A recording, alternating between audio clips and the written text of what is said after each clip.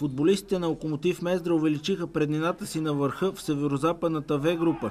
Вчера железничарите се наложиха с 2-1 при гостуването си в град Левски, докато вторият в класирането Червен бряг загуби в Козлодуй. Мездренци стигнаха трудно до успеха с две попадения на Петър Златков и Емил Манолов. Червено-черните започнаха в състав на вратата Юлиан Левашки, защита Цветко Иванов, Стоян Димов, Петър Василев и Александър Кирилов, в халфовата линия Александър Миков, Борис Петков, Емил Манолов и Иван Мишев и в нападение Петър Златков и Иван Редовски. В игра влязоха още Камен Каменов, Борислав Боянов и Цветан Цветанов. На самочувствието и рутината на гостите левскарите противопоставиха голямо желание и себераздаване.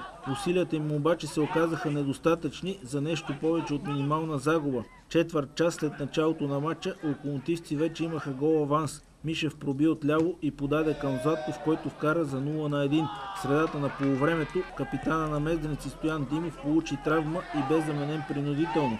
В 27-та минута Миков опита да върне топката на вратаря Левашки, но дебнещия Иванов успя да го изпревари и на празна врата изравни резултата.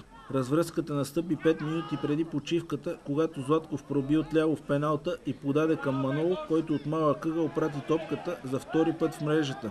На почивката, специално за този матч, своите изпълнения пред публиката представи мажоретния състав на град Левски, воден от мездренската треньорка Валя Маркова. През второто полувреме железничарите отново владееха инициативата, но изпуснаха няколко сериозни положения. 47-та минута Редовски бе изведен отляво, прехвърли вратаря, но топката мина над гредата. 10 минути по-късно, след центриране на Цветанов, Златков с глава оцели напречната греда.